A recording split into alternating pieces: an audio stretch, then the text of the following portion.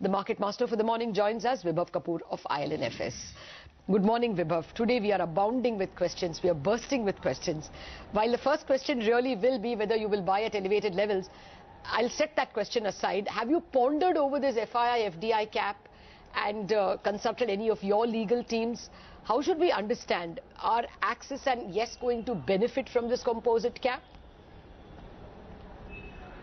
It's difficult to say, there's a lot of confusion, it seems, as per press reports, whether this new rule is applicable for banking or not. So we really need clarification on that to be sure of what is happening in that sector. Okay. Vibhav, hi, morning. At this point in time, it doesn't look like the market is concerned about anything. All the global worries are behind us. No one seems to be worried about, the slowdown in earnings or even the slowdown in the monsoon situation. Do you think that this market will continue to run up despite the lack of any positive trigger? Well, markets have these short-term phases when they sort of lose sight of valuations and fundamentals. And as you rightly said, because the global clues suddenly turned positive, or at least the headwinds went away. The markets have been really ignoring a lot of other things. But that's also largely true actually for global markets. It's not only India, but a lot of other markets have been doing well in the last few days. I think there are a lot of positives. The macros definitely are very, very good. Oil prices again are coming down and probably will come down further because of Iran. Commodity prices generally have really come down. So all these are very positive cues for the Indian macro. And I think the micros are beginning to improve a little bit. The orders on roads, for example, have gone up substantially. Government is taking action gradually on a lot of other sectors. But having said that, I think, improvement in earnings is still a couple of quarters away. And the market has run up fairly well in advance. So I think the big negative, if you can call it a negative, is that valuations are now really getting stretched. In most of the consumer companies, they are 35, 40 times, sometimes FY 17 also. And in a lot of other sectors also, valuations are looking a bit steep. I think the Nifty itself is trading at more than 17 times FY 16 and maybe 14.5, 15 times FY 17. So our experience is that when valuations are at these levels, you don't make too much money from there onwards. So probably the market has to stop somewhere in this region of 86, 8700 and then maybe consolidate for some time. Okay, point taken, Vibhav. But we got some incremental good news in the sense the CMI said projects which were stuck got unstuck at the fastest pace in the April-June quarter. And year on year, they said about 2 percentage points of the GDP worth of projects have become unstuck, are back on track. We also are getting some, like you said, positive news from roads. We were just reading out the results of FAG Bearings, a classic capital goods company, and that's reported 10% revenues and 20% profit growth. Is it possible that the earnings turning quarter has gotten advanced? Well, as I said, things are definitely improving. There are signs both in the capital goods sector, orders given out, as you said, roads. But I think that, even with this improvement, it's still going to be a couple of quarters before you get, some signs of an improvement in the earnings trajectory. So 2016 market is already assuming a 20-23% improvement in earnings. That's the consensus. So I doubt, if it's going to be easy to beat that. You probably will still have some, downgrades on that consensus as we go forward. FY 17 definitely, hopefully, would be a much better year. But as I said, a lot of it is getting factored in, particularly for the next few months. And therefore, a further run-up from here would definitely be a cause or be a reason to maybe trim your positions and book some profits. Okay, but let's discuss about some sectors, Vibhav. Interestingly, the IT space has suddenly seen quite a bit of a rebound. This is despite TCS's not so impressive numbers.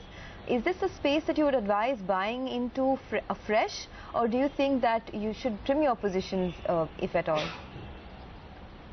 I think IT stocks are about fairly priced at this point of time. There is a definite reduction in the growth rate of the IT sector over the next 2-3 years. Earlier it used to be 25%, then 20%, maybe now it's down to 14-15%, and valuations are roughly in line with that. So I think IT would be just a market performer from here. Of course, in the last few days, I think as you said, the market is sort of ignoring a lot of things, and because of global cues being positive. But it's always good to keep valuations in mind. Okay. The banking space is another sector. Yesterday, of course, a lot of the banking stocks moved, perhaps because of the government simplifying the rules for foreign investment. But in general, how are you positioned on private banks? Do you expect them to continue moving upwards despite expensive valuations? Yeah, I think because the public sector banks are in a very difficult situation right now, as we all know, and we've discussed that several times. So the only option the market has is, and in fact, even fundamentally, it is the private sector banks which will continue to do well. Of course, the issue is that if they also start showing signs of deterioration in asset quality, as we saw in 1 or 2 banks in the last quarter, then market might become a little bit cautious. But overall, I think that sector will still continue to perform well. All right. What's your thought on the IT space? I mean, we've got so much of contradictory news on that sector. Mindtree did well. TCS, well, maybe you could call it in line. Will that be a larger part of your portfolio, smaller part of your portfolio going forward in the next 1 year? I think it would be a smaller part, definitely. As I said, a lot of changes are taking place in the IT sector, the digitization, cloud, new technologies. So companies are going to take time to adjust to all these new developments which are happening. That's one. Secondly, the growth rates, particularly in the larger companies, because of the size which is there now, is also going to have an impact. So you are not going to see those 20-25% growth rates any longer. And I think growth rates are going to settle in the 12-15% region.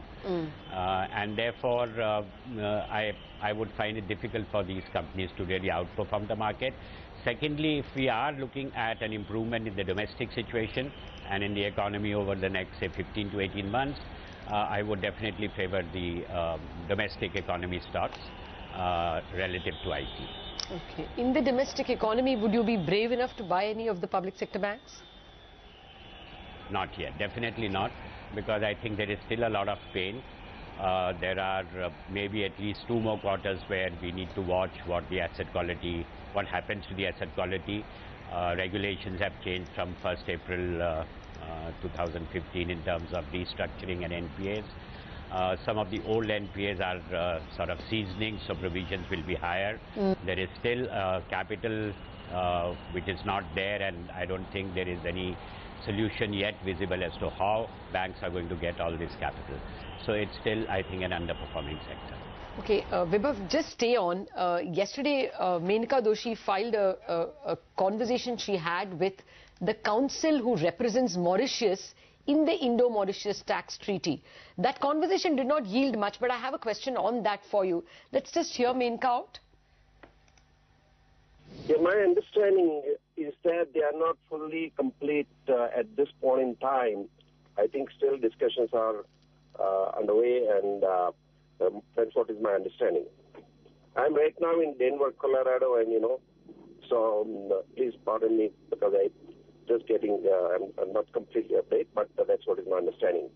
But since you've been a counsel to the Mauritius government on these renegotiations, sir, I'm sure you can tell me whether the amendments to the treaty are limited to the inclusion of a limitation of benefits clause. Is that the only change that's going to occur? Or are there changes to Article 13 as well, in which Mauritius gives up its right to tax capital gains? You'll appreciate that I cannot comment, Nanka.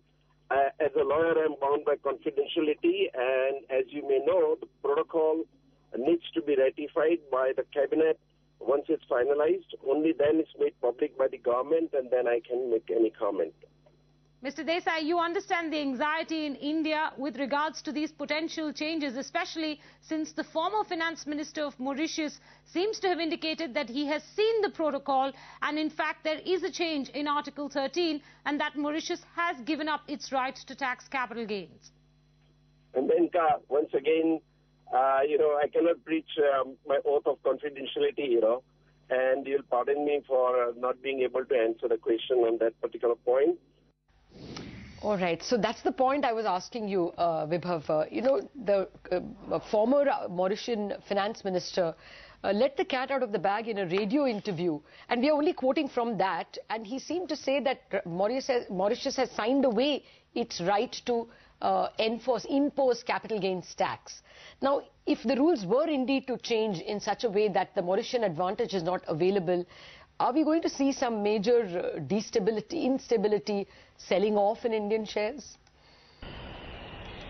I don't think so. Of course, obviously, it's going to depend on what finally comes out in that treaty. And, these are legal issues, and we'll really need to see the fine print of that. Sometimes the fine print can be very different. But having said that, overall, I think that there is a move amongst, foreign asset management companies to move towards places like Singapore, for example, which also has almost an equivalent treaty, equivalent to Mauritius. And I see that move continuing and maybe gaining pace over the next few years. Okay. One final question then before we let you go, Vibhav. Now in a couple of months' time, everyone will start talking about the possibility of that Fed liftoff. When it does happen, because Janet Yellen has alluded to the fact that it would happen in 2015 itself, when it happens, what kind of impact do you expect on emerging markets, including markets like India? I think there will be some impact, and I think if you read global commentary, you do get an impression that probably, we are not as worried about it or not as concerned about it as probably the impact that it can have. Of course, it will depend on how fast those increases in interest rates happen there. But I think there will be some impact. It might be temporary. It might not be too much, and hopefully it will not be.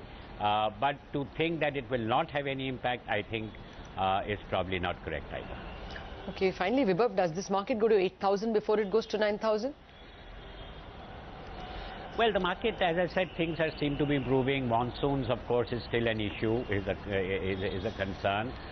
So maybe, hopefully, we'll not see 8,000 again. Okay. You could make higher bottoms, 82, 8,300, 8,400, something like that. But 9,000 definitely is a bit expensive at this point of time.